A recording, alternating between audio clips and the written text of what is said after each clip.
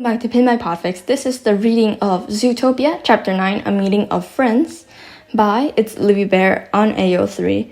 I'm recording this in a super time crunch, so I do not have a lot of time to re-record and a lot of stuff if I have any mistakes, so I'm sorry for this one. Chapter Summary. Everyone else sees Nezu's reaction to baby's first blackmail. Friends meet up, and then new friends are made. Maybe. Aizawa was a young teacher with simple needs. Coffee, his terrible yellow sleeping bag, Hizashi had bought him as a joke, his cats, and instilling the fear of God in his students. What he didn't need was Nezu cackling in the teacher's lounge. Every once in a while, he would seemingly calm down and sip his tea with a chuckle, but then he would reread something, and the laughter, if you could call it that, would come back full force. Aizawa was scared to ask, "Hey, Nezu!" Hizashi had no such fear. "Isn't the little listener usually here by now?" Nezu chortled. "Oh, he's not coming in today. He has a personal project to attend to. He's making more friends, you see." Hizashi blinked, even as everyone else in the room tensed, sensing the clear threat. "Oh, how nice! Good for him!" Nezu smiled. "Indeed, I do love his tactics as well." Aizawa really didn't like that. Hizashi merely blinked again, then smiled and shot their boss a thumbs up.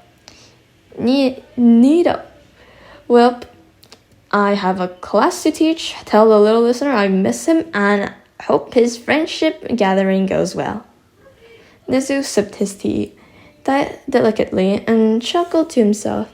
"Oh yes, it shall go quite well." "Yep, not touching that with a 10-foot pole." He needed more coffee. Ochako was more than happy to welcome the new tall boy to their after-school sessions. He introduced himself as Shojimezo, and he was a god at hide-and-seek. The ends of his extra arms could turn into ears and eyes, which let him find people way faster. And for someone so tall and big, he was really good at hiding and sneaking around too. She really thought he was a good addition to the group. Even Explodia acknowledged his skill. Plus, if he was getting mean, Shoji would help her float him into the sky, making him a very angry and explosive kite. The boy looked nervous and flinched at the anger, but Midori was quick to assure him that Kachan was getting better and that he was perfectly safe. Kachan didn't seem to agree, but he did quiet down when she told Shoji to just let him go if the explosive boy was bothering him. "Okay," she proclaimed. "I think we have an undisputable champion of hide-and-seek, so let's switch it up. Midori, what do you want to play?" "Heroes and villains." "I didn't ask you, Explodey. You can pick next." "And Midori?" The green boy grinned. I don't mind, Chaco. Will you be the villain?" She grinned at the nervous flush that overtook his cheeks, but honestly, she loved the nickname, so she wasn't about to mention it. "Yeah, I'll float you, foul heroes." Explodey cackled, making her think he would have made a better villain. But she already knew how he would get about that, so she merely ran after him, yelling out evil plans on the way. "I'm All Might. You'll never beat me, villain." "And I'm Zero, the fearsome villain that will launch you into space." Midori giggled and grabbed Shoji's hand. "Come on, Whipmaster. We have to help All Might." The solemn boy nodded. Of course, green boy." Ochako couldn't help it. She snickered. These names were so silly, but at least they had all come up with new ones, unlike Explodey. "All Might, huh? Didn't you know you worked with other pros?" Bakugo scoffed. "No way. These are just sidekicks." Midori sighed. Kachan, you and I both know that All Might has only ever had one sidekick, Sir Night-Eye. Whatever. What are we even fighting this villain on anyway? Oh, good point. She stopped. I kind of just went off, didn't I? How about I'm robbing the bank? The bank being the playground over there and the part with the slide. Midori nodded. It sounds good. Now, Zero, we will stop you, us heroes 3. She giggled. Not if I escape down the slide. He gasped. No! Webmaster, cut off her escape route. I'll help corner her, and All Might can take her out. She raised them to the playground, climbing up the rock wall and ducking for the slide. All clear for now. She started to slide down, and suddenly she was wrapped in a web of flesh. She shrieked in joy and desperately tapped on Shoji. She felt him murmur in surprise and heard Midori on the outside. No, Webmaster, get him now. All Might. I am here, Round Cheeks, to bring you down. Shoji huffed out, literally. And she only heard due to proximity and felt them slowly sink to the ground after Explodey collided with them. With the other 2 heroes holding them down, she was forced to release Shoji's gravity. He readjusted his grip to make her face out, arms pinned to her sides, and she watched Bakugan and Midori grin at her. She could see how they grew up together. Their vicious grins were almost the same. We've got you, Zero. Time to give back what you stole. Oh? She grinned. Are you sure? What about my accomplice? Explodey scowled. Accomplice? Who the fuck is your accomplice? Catching on, Midori's eyes widened. He grinned. Oh, them, right. Shoji, I can assure you they are a much bigger threat. I can take care of Zero. Confused, Shoji released her, and she caught herself before grinning at Midori. He grabbed her hand as if he was keeping her contained, and as soon as they were turned away, they took off running. You fools! Green Boy is really the Green Menace. He was working with me all along. And, he yelled back, the bank is full of bombs. Better hurry before it blows the civilian hostages die. Bakugo cursed and Shoji immediately took off running. Ochako and Midori looked at each other with a grin and let go of each other's hands, darting off in 2 different directions. You can't catch us and save the hostages, heroes. Yeah, this was fun. Izuku was quite pleased with the results of his emails. The bullies hadn't replied, but the school had. Who are you? How did you get this information? Why are you threatening us? We will see you in court. How cute, they thought they could find him. With an email Nezu had helped him set up? No, not a chance. He sent back a smiley face. And that was it. He forwarded the whole email chain to Nezu, confident his friend would like to see his progress and would no doubt be able to give him better tips on what to do next.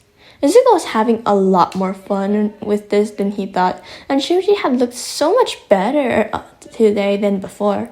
He had even gone to Boy's email and started sending him articles on other shape-shifting quirks, octopi, and things like neuroplasticity. He was just so excited and he wanted Shoji to have fun and realize this quirk was really cool. And so he rambled about how obviously the somatosensory cortex on Shoji's brain, or the part that deals with someone's sense of touch, had a much larger region allocated to his hands and arms. And not just because he had more of them either. In fact, his brain was probably one of the most highly adaptable, since he could change things and presumably Each appendage had one part of the brain, despite it changing form whenever Shoji wanted it to. It was simply fascinating, and Izuku honestly wondered many new things, which he didn't actually ask Shoji because he wasn't sure the other boy would know. For example, if he had more eyes, do they connect to the somatosensory cortex like usual? Or do they send information to the occipital lobe? Or do they do both and the information travels to the occipital lobe and the SS cortex? Same for his nose, ears, and mouth, because technically the SS cortex only covered your sense of touch and not anything else. The other senses were covered by completely different areas of the brain. So how did that work? Shoji, in reply, sent back a picture of mint ice cream labeled, "We got a new flavor," and led to a rather large email chain debating on different ice cream flavors again, before they agreed on a few things. 1. Vanilla was underrated. 2. Red velvet was overrated because it was really just chocolate, but with dye you can taste. 3. The only green ice cream that was naturally green was matcha, therefore disqualifying the others as being true green ice creams. 4. The bread in ice cream had to be treated very carefully so it wasn't bad. The last one was a bit more of a point of contention since Shoji had chosen cookies and cream last time, which is technically an ice cream with bread. Other bread add-ons included cookie dough, brownie bites, and even graham crackers in one of the s'mores flavors Izuku had seen earlier. They were both in agreement that graham crackers were not something you should put in ice cream because it's just going to make sand. Cookie dough and Oreo chunks were better, and brownie bites were on thin ice. Any bread done wrong would just get soggy, gross, and make the overall texture of the ice cream a nightmare. They agreed on the other 3 points pretty easily though. Izuku found this ice cream company based in the US that had fun names for their flavors and sent one to Shoji. Why fish food? Because octopi eat fish. Shoji, in revenge, sent a picture of a different flavor of theirs. A chunky monkey? Because you're bananas. It was good.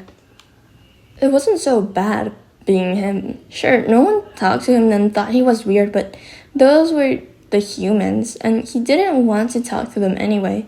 Humans said mean things for no reason, like saying he looked funny or he'd never have any friends excluding him.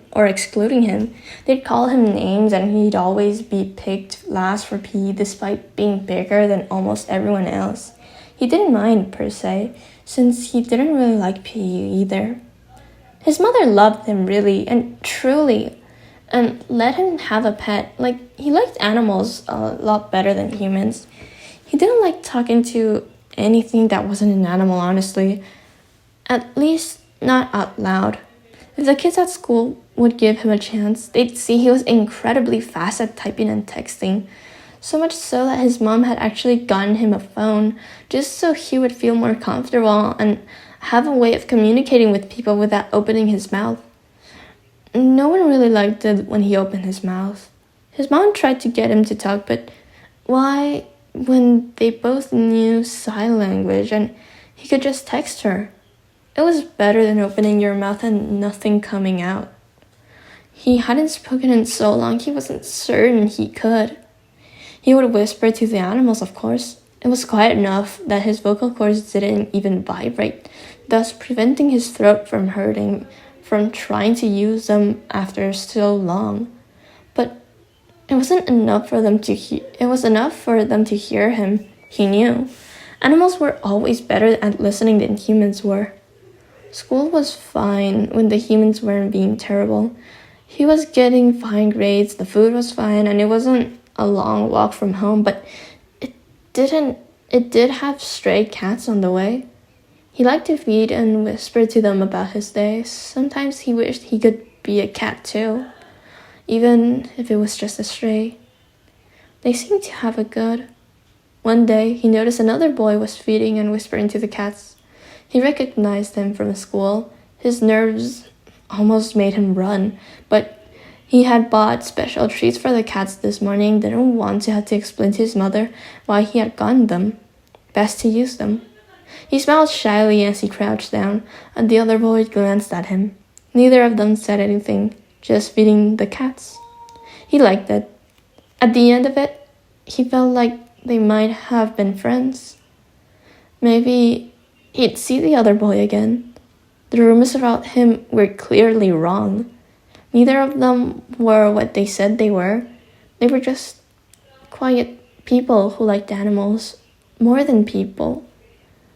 Nothing wrong with that. And that was it for Chapter 9, A Meeting of Friends, of this fic, Zutopia by Itslivybear. And I'm so sorry that it's just like very rushed. And gosh, it's so hard to make different voices for 8-year-olds. Because like, I've seen videos of me as an 8-year-old, and I had a squeaky ass fuck voice, like this, I guess, or like somewhere higher. I can still do the voice from time to time, but it strains my vocal cords since I can like, for example, like singing, I'm okay with that, but that's just making, like, you know, singing is something else, so that doesn't count. But I can do the voice, but like, because there's gonna be a lot more people, I'm just gonna make it basing off of what they are saying. You can get the feeling of who they are, and plus, it's also stated who is talking sometimes, and if it is not, the reactions of others will tell you who it is. It's just, there's so many voices. The only main ones that I have is Nezu, because it's squeak, I guess, Izuku, because that's one of the first ones that I've done for this fic, and well, child Izuku, because we are not get at the end of the fic. I mean, he does talk a lot, but he's still gonna have that childish voice. But like, as they age up, I'm going to just shift to my usual tone of voice, and depending if they're in the lower register, like Shoji, I will be like lowering my voice a bit. I'll try, because I am not very experienced in talking in lower registers. So I'm going to try my best with that. And that's it for today. Have a good whatever time of day it is. Have a good rest of your day, and hydrate, or die straight.